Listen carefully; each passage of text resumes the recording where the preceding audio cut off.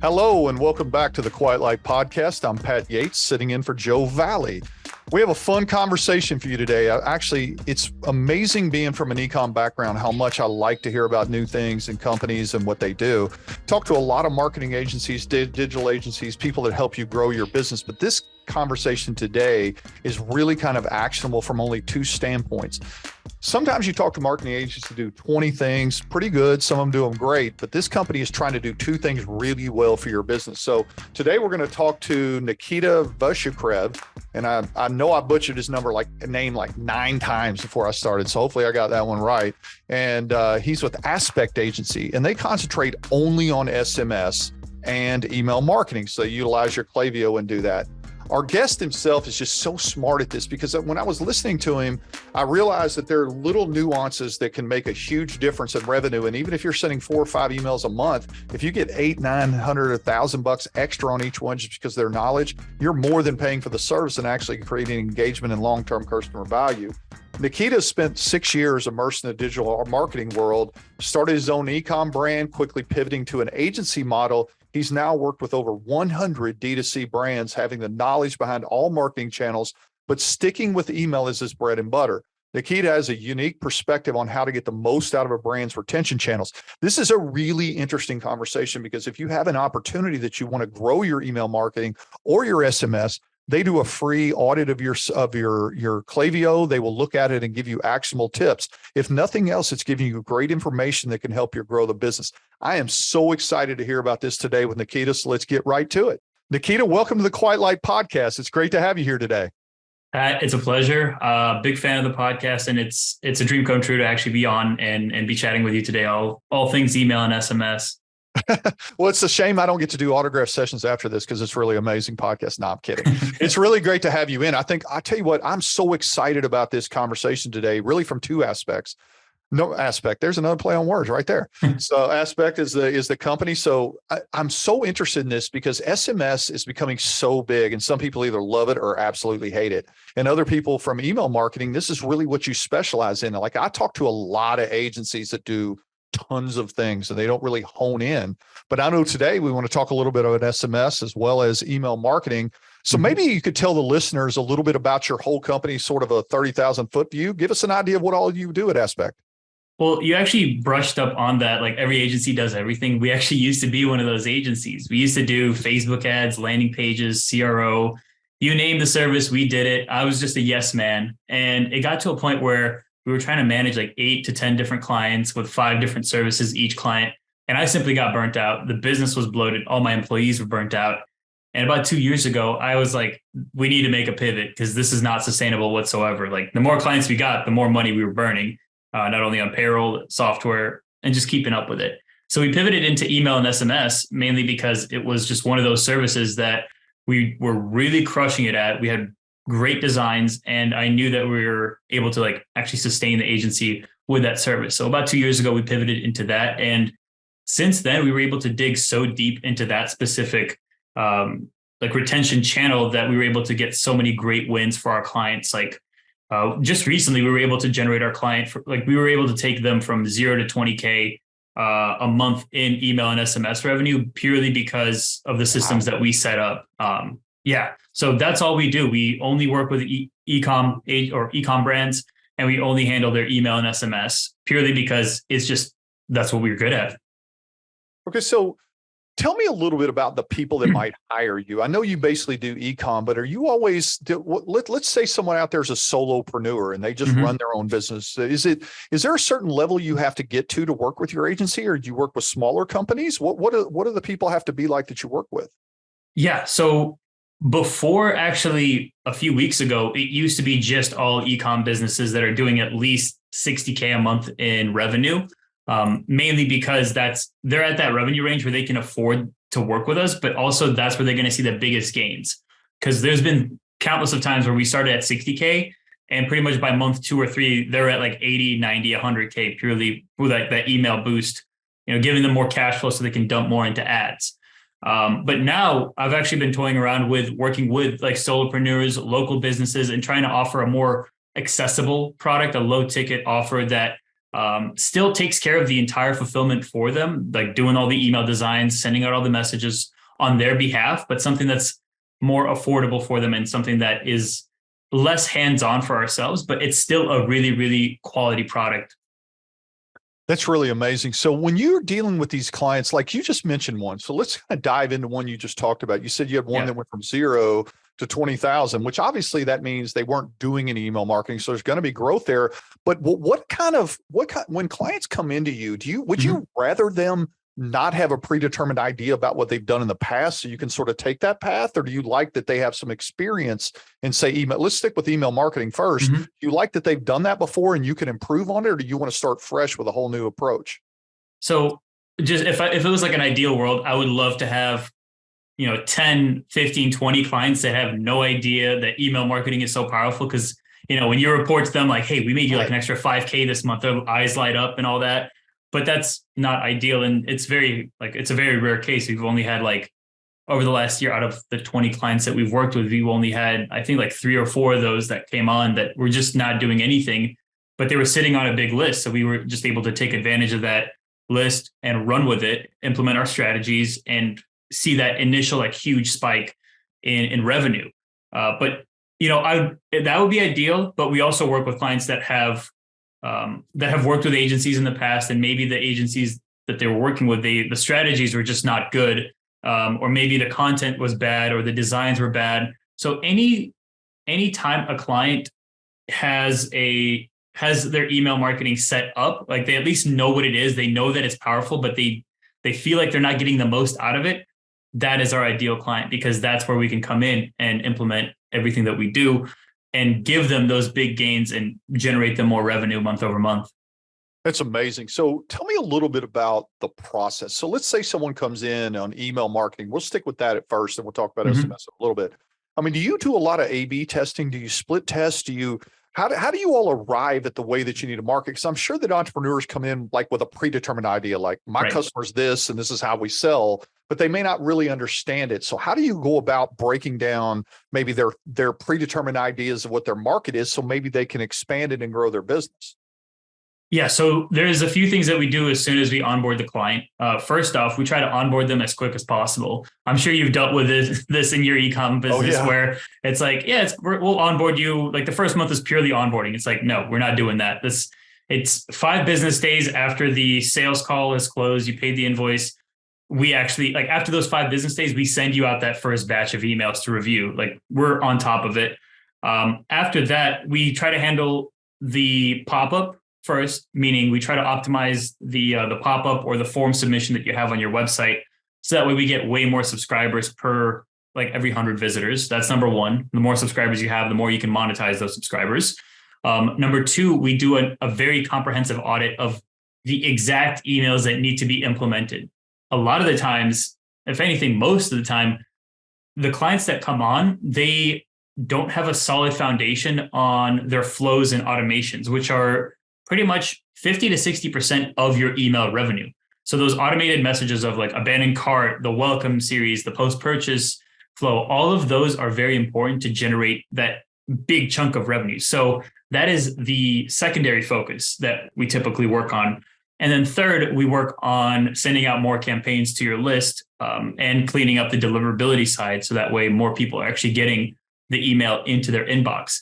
And typically after that initial 3 months of the foundation setup and the campaigns, we then start to do the A/B testing. Because what's important for us is it's not the $500 gains, it's the $5,000 gains. Yeah. And we're able to see those 5K gains by implementing the strategy first and then tweaking it to where okay, this flow can get an extra 500 to 1,000, or this campaign can squeeze out an extra $200 per send, that sort of thing. That's really incredible. So let's say you have a company that's in their busiest season. There may be some companies that are seasonal, but is there an earmark of how many emails a month or week or day, for that matter, that you tend to think is good for engagement with a client, but not too spammy? I guess that's a terrible way to put it. But I mean, is there any earmark that you have of what you guys try to target? Yeah, so it purely depends on the size of the company and the size of the list that they have. And I know the word "it depends" is such a no-no, but let me break this down for you. You shouldn't send more than 2 emails per person per week. So Okay. what that means is, like, let's say you're subscribed to my newsletter, you're only going to get at most 2 emails a week. If you get more than that, you're probably going to be bothered by it and you're probably going to unsubscribe. So the way that we do that is by segmenting the lists in our clients' Klaviyo or whatever they're using. We segment it to make sure that we don't triple send to them. So for example, we may have sent 4 emails this week, but only a certain amount of people got 1 of those emails, a certain amount of people got 2 of those emails, or maybe some of those people didn't even get an email because they weren't part of those lists. So by segmenting those users, even if the company has like a list of over 100,000, it's a lot easier to do that because you have way more pockets to play around with. Like you have like an audience that's 5,000 over here or 30,000 over here. Whereas if you have a list at 10,000, it's a lot harder to do that. And we typically stick to like a 1 to 2 email a week cadence. Wow. That's actually really interesting because I would have thought that 1 to 2 would have been the right number, but I've seen people try to do 3, 4, 5. I mean, it just seems like a lot. And I have some companies that we obviously get them from that sometimes you could just go too far with it sometimes. Yep. So how important, what's more important, your list, the quality of that list or the quality of the ad? I know that's a weird question, but I mean, I think some people think maybe they don't need an agency to do something like that because it's so easy to drag and drop and design an email on Klaviyo, but it's not that easy to get engagement and get purchases. Maybe talk about a philosophy. I mean, is there a certain philosophy that you guys have to be able to get customers in better? Yeah, so there's actually a few things that we cover that's completely different than, let's say, if you're like, I can get a MailChimp account, I can send an email tomorrow. Like, trust me, I get that all the time. And I'm like, okay, sure, go ahead and try. But there's a few different things that we do. So number one, there's a lot of people think of email as just like a one-way send, which it technically is, but customers can understand the sentiment of the email that you send them. You know, if you just keep reminding them that they abandoned their cart, that's just going to get tiring really quickly. It's like someone nagging you like, hey, you didn't buy, come on, please buy. So we don't want to have that kind of bad taste in people's mouth when we send it to them. So one thing that we do differently, specifically with the abandoned cart flow, is we want to give them as much information as possible to help them make a better buying decision. Like, when was the last time you bought something that you were just nagged to death and then you're like, okay, fine, I'll buy it? It's probably never. If anything, you got pissed off and unsubscribed. So here we send them more educational information of like, we obviously remind them that they forgot their cart, but the emails after that, it's about the product, like use cases, testimonials, social proof. And one of the last emails that we actually send out is like, hey, what did we miss? Or like, how can we help you? And we have a direct line to the support chat, sometimes even a direct line to the CEO's email. So that way, if they do have any answers or questions, they can immediately reach out and get those questions and answers, or get those answers to those questions. A lot of people just, they know there's friction to reaching out if they have a question. And unless they really, really want to buy, they're not going to reach out. So we kind of open that dialogue for them to reach out if they're still on the fence about something. Another thing that we cover in depth, and a lot of people don't even know this is a thing, but dark mode. So a lot of phones, my phone specifically, has dark mode enabled. And when you send out an email without any specific optimizations on the design side, your email will look like trash, because the way that light mode and dark mode are different. You see like some images or some buttons or some text is visible on like just normal white background, black text. But if you inverse those colors, if you don't test for different light, or if you don't test for light and dark mode, though, like maybe a call to action will look just blank and people won't know what it is. So they're not going to click on it. So those kind of little things can mess up an email campaign that you think you can, just do at home. I guess I never really thought about that because, like if you have a JPEG that has a white background of a picture, it's going to look odd on a black setup. So you're saying that each time when it goes through there, if it's in dark mode, it adapts to that and actually makes the image appear better, obviously increasing your engagement, correct? Yeah. So there's a few things we do on the back end, and that's another thing that we do. We don't just drag and drop. There's a lot of HTML and CSS that we implement on the back end of the design to make sure that it's not only mobile optimized, it's easy and quick to load. You don't want a slow loading email because then you get bounced users. And we want to make sure that the email is very well visible and you can actually see all the elements, the text, the call to actions, the images on dark mode. It's really incredible because I think one thing people, when solopreneurs and entrepreneurs get really busy in their businesses, they probably, do some of this a little quickly so they can get it to market. And I think that the design things are so much more important. So Yeah. let's talk a little bit about, I know you says you will do newsletters as well, correct? And maybe explain a little bit about that. I saw that on the site that you can work on that. So explain what you guys do with those.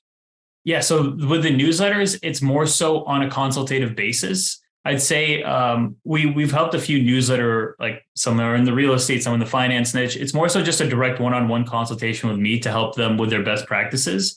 More so, I'd say those newsletters are campaigns for our clients that we send out on like a biweekly basis. So we don't necessarily work together with, like, let's say with your email list for the podcast. Like we don't work on that. We more so work on just consulting you for best practices.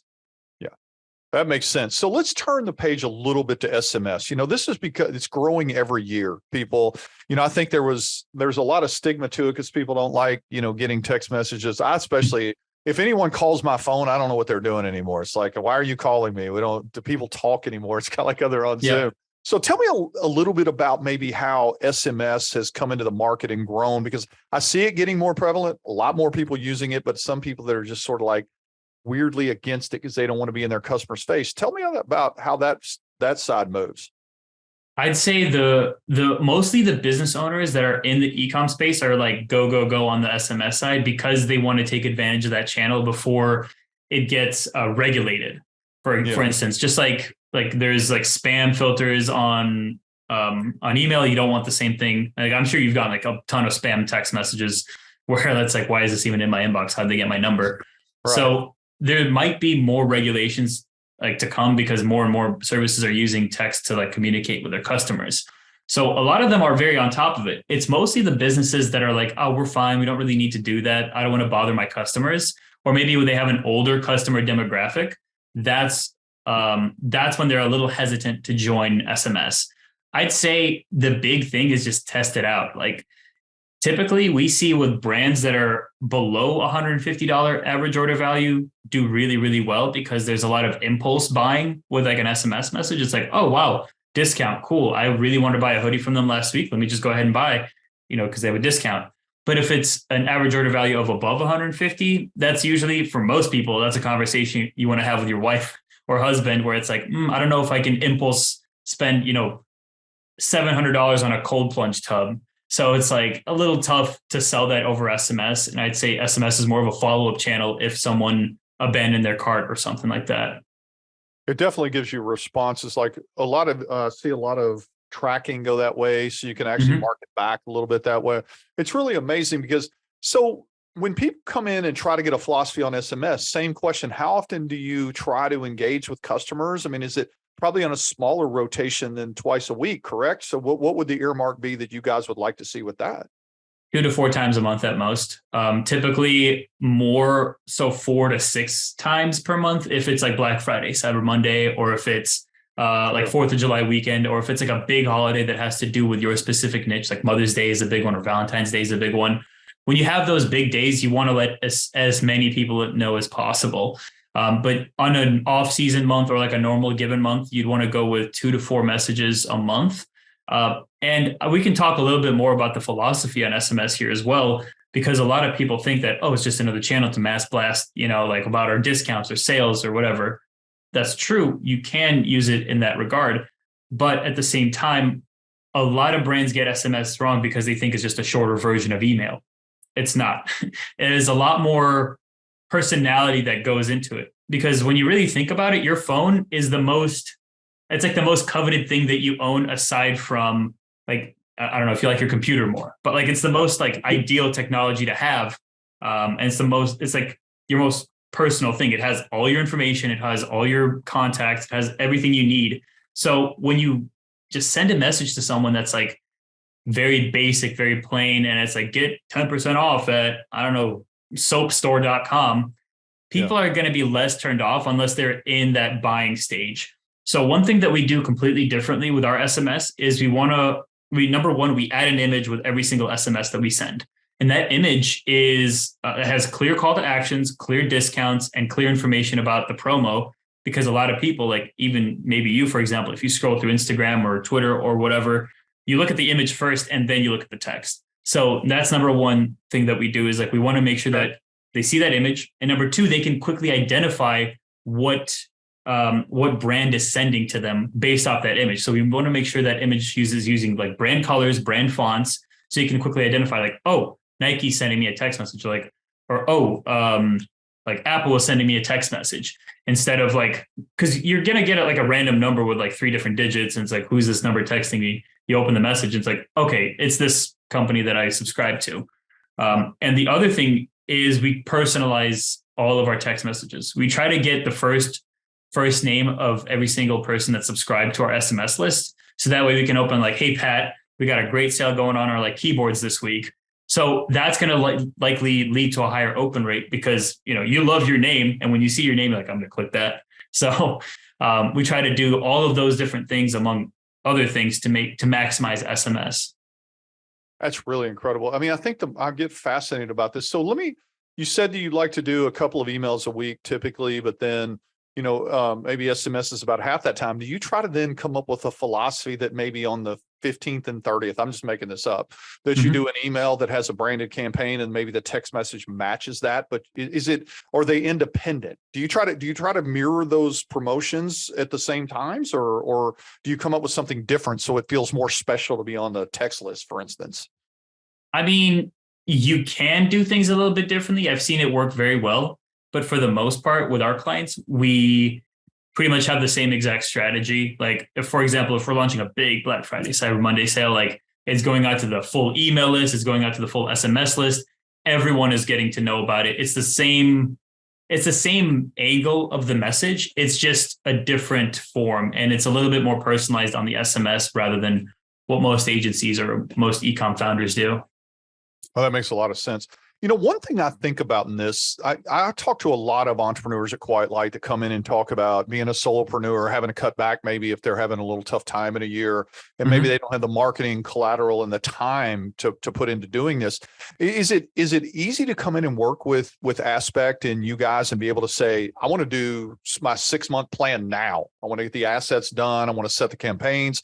And then you sort of, I don't want to use the word set it and forget it, but you have it set to where you're not putting a lot of work and you just monitor the results. Do you encourage people to do that? Or are you looking at market trends to do stuff at the current time when they're running it? I'd say there's a few things that we try to do. Like, we want to make sure that every brand that we bring on before November, I'd say like November, the second week of November is like usually our cutoff time. Like, that is like you get in, so that way we ride the holidays with you. So that way you don't have to think about like trying to hire an agency mid-season or mid-peak season. But other than that, we try to get clients whenever they want to come on. Like, it's very easy to work with us. Like, the only time commitment that we require from them is number one, like a 45-minute onboarding call, getting all their assets. And then after that is just 5 to 10 minutes a week just to review the emails that we're going to send out to make sure that all the language is on brand and all the imagery is on brand. And that's pretty much it. And we report to them every week with all the stats and numbers and provide context of like, okay, numbers are down here because of, you know, this pop-up was shut down because of a website error, or like this is this because of this. So we're very communicative in that regard. And, you know, we try to give them the action plan almost immediately as soon as they sign on. So that way they at least know what we're working towards, instead of just like, yeah, no, well, we're probably going to do this and then we're probably going to do that. And like, they don't really have any clear guidance. So that makes sense. So it's as much trying to lean on the experience that you have and how to get to market is going to save people a lot of time and money, truly. Yeah. So sometimes it offsets it. Well, again, we're talking with Nikita Vakhrushev from, I was close there. That was good. It's a tough name. Yes. With ASPEKT. And I mean, this is really incredible because I think some people, when they think about marketing, they go traditionally to social, to, you know, Amazon, if they're on there, and then to, you know, Google AdWords, Google Shopping. But this, to me, like, I know in our business, I have Klaviyo as well, and our engagement is really, really strong when we do email marketing. It's like some people are more willing to do that because it's not, you know, if they're scrolling all the time, and they sometimes miss it. I mean, have you seen that open rates in the last few years have grown or shrunk? I mean, is there a stat in the industry that shows how people are engaging with SMS and email? Is it growing? Yeah, I'd say it's growing by numbers, but I can't necessarily give you a direct answer of it's growing. Number one, because after Apple introduced like iOS 14 and iOS 15, it's very hard to track open rates through like Klaviyo. So one big thing that we look for is the click-through rates as well as the place order rates. And when it comes down to it, like there's some companies that we've worked with that had like a normal open rate of like 30%. And then the next week it was like 90% to the same list. And it's like, I don't even know to trust these stats, Sure. So it's very hard I can't give you a definitive answer. I'd say SMS by far always has the biggest open rate of like at Wow. least 70 to 90%, because you're directly 70 to 90%. Because you're directly on absolutely people's astounding. phone.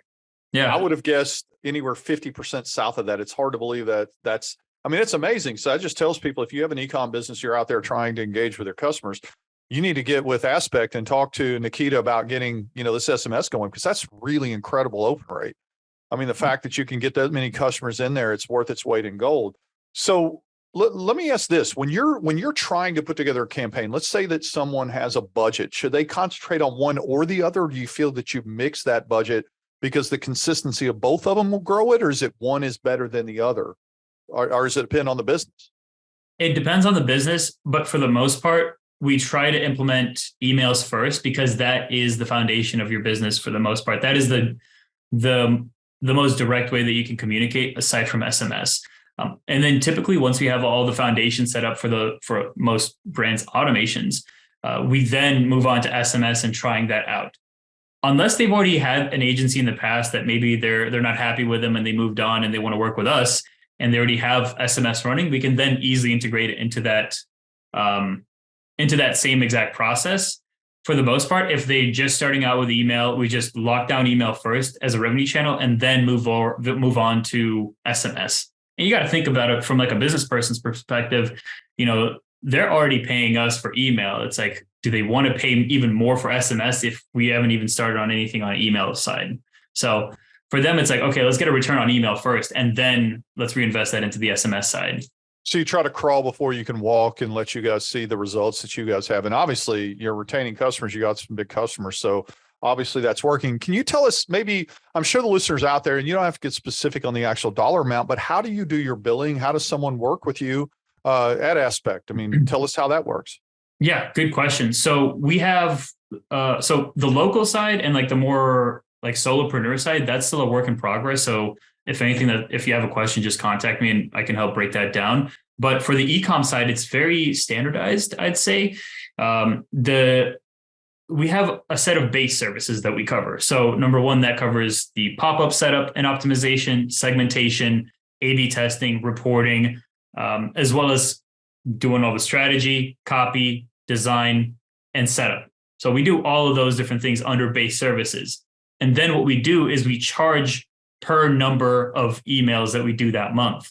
So for example, if they're doing, if they're doing 5 emails that month, we charge them around $2,000.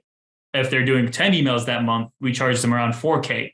And those emails can be used for either automations or for campaigns. Some clients already have everything set up on automations and we just fully focus on the campaigns. Some have, good campaigns, but they want to focus on automation. So we've used that budget there. Typically where the number fluctuates is, for example, like we do an audit and we're like, okay, for the next 3 months, you need 40 emails. Okay, 40 divided by 3 is what, like 13 and a half or 13 and 3 repeating. So at that point, it's like, okay, we'll get you on a 14 email a month plan and we customize that depending on their needs. That's great. So when you're coming in, obviously, when you're putting it into those emails, it'd be easy to quantify how someone's return on that investment's there. And obviously, as that gets there and your return investment grows on the email, you run into SMS. Is that the price with the SMS or is that separate? So SMS is just a separate $1,000 add-on. Okay. So that's just something we add on to like our email price. And we handle, I think, 5 messages a month for 1,000. And then for 2,000, we handle 10. And you handle the back-end database where you keep the numbers and everything to make sure you go through their systems to do that. How does that work? What do you mean by making sure? I'm saying that they provide the list to you and you send it out through there. Or is there a system that they tie into in their systems? Oh, we just get access. We're added on as a user to their Klaviyo account. So the Klaviyo warehouse. Okay. Yeah. It's either Klaviyo, Attentive, PostScript, whatever software stack they're using. 9 times out of 10, if anything, 10 times out of 10, they can just add our team email to their account. And then, I can log in, my team members can log in to do the actual setup and scheduling of those emails or messages. That's awesome. So I know one of the things we talked about that you wanted to help inform people. We're recording this in August if all our listeners are out there, and we think it'll probably air sometime September or October. But we want to talk about preview of Q4. I mean, this is a great opportunity for you to tell people what they need to be doing. Maybe they come in and do a checkup with you guys to understand if they, what they need to be doing if they're not sure. Tell us all about how you'd structure that if you were a potential client. Yeah, absolutely. Like I'd say number one, you'd want to make sure that you have your Q4 plans locked down by the end of October. Like I mentioned earlier, like we try to lock off any new clients coming in by the first or second week of November, depending on how well the client's doing. Like if they need everything from the ground up built, like that's gonna have to wait till next year, for example, because there's just a lot of work that we need to do on top of all the clients that we have to fulfill. But when it comes down to it, there's a lot of how would I put this? There's a lot of teasing in the month of November. It's not so much as like, here's our sale. It's going to happen in 2 weeks. That gets very boring very quickly. So typically during the month of November, when we handle our clients' email, we try to do a few teasers in the beginning. So like maybe the first week of November, it's like something's big is happening. And it doesn't have to be anything details. It could be just like a silhouette of maybe like their sale or discount, or maybe it's a new product launch.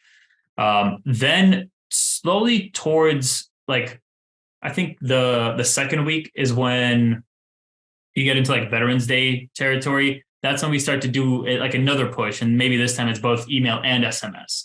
And then pretty much the week before, we do like every other day, if not every like 3 days, we try to send out an email of like, hey, we have this big thing coming up. Don't buy anything. Don't buy any product.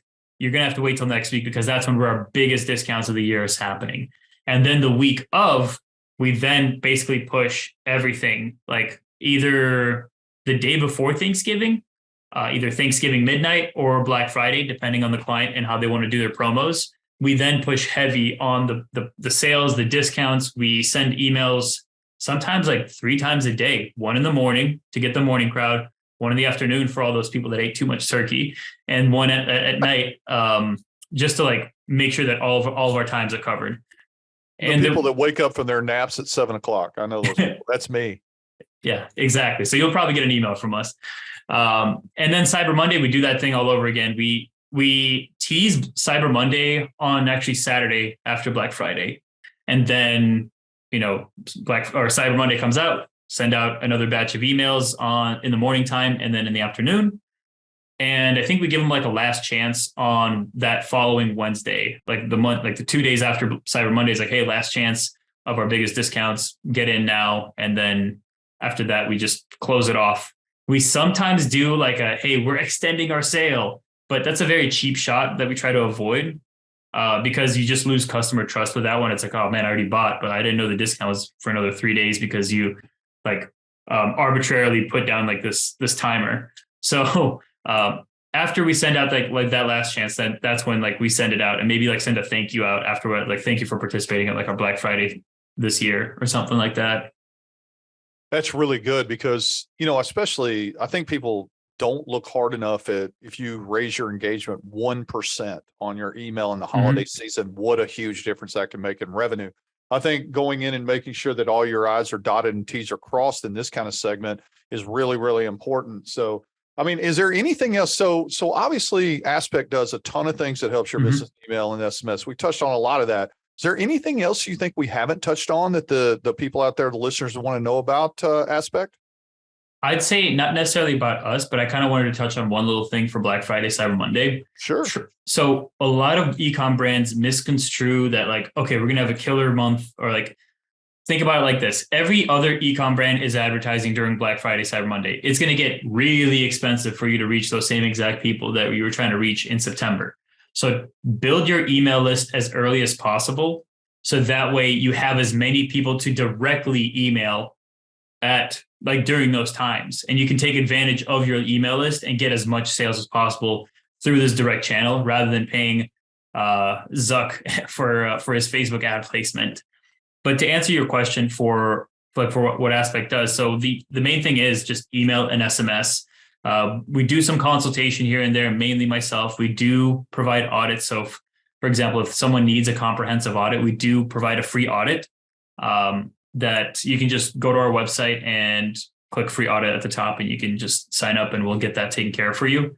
And lastly, if you just want to learn more about everything that we do, we have a newsletter that, we practice what we preach. So we send out an email every Wednesday talking about all things email and SMS marketing.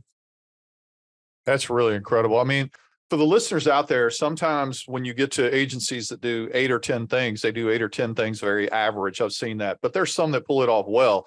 I like the agencies that really concentrate, and the fact that Aspect jumps into 2 segments and only says, hey, we're going to make the best out of this, to me, lets someone really realize that you do what you do. I mean, it's been great talking with you, Nikita. Anything else you'd want to know? Tell the people how to get in touch with you. Yeah, best place is Twitter. Just look up Nikita Vakhrushev. It's going to be hard to spell that one out. I'm sure you link it in the show notes. We'll have it in the notes. Twitter, Instagram, LinkedIn, best place. I'd say visit the agency website if you want to take a look at some beautiful emails that we've designed. It's aspectagency.com, ASPEKT agency.com. And yeah, I mean, that's pretty much it. Well, again, Nikita, it's been great having you in the Quiet Light podcast today. I encourage everyone to go to aspectagency.com and check this out. It's really cool, ties into systems you already have. It can help your revenue grow and your business grow. And nothing else, you have a free opportunity to sit down and discuss it. If nothing ventured, nothing gained. You never know, it could change your business. Nikita, thanks for being in the Quiet Light podcast today. I appreciate it. Likewise, man. Actually, I was going to say one special thing for Quiet Light listeners. If you email me, Nikita at aspectagency.com, and you say, if you type in the word blueprint from Quiet Light, I'll send you a special document that has everything that we know about email. I'll send this to you, Pat, as well, just so that way you can get a sense of what it is. Yeah, send it to me and we'll make sure we link that on the site. Guys, take advantage of that. Nikita, that's a great offer for allow people to come in there. And Quiet Light always likes to get a little bit of a shout out. So it's really exciting to have you in today. And we'll definitely try to push some people your way, and appreciate you doing the podcast. Likewise, Pat. Thank you.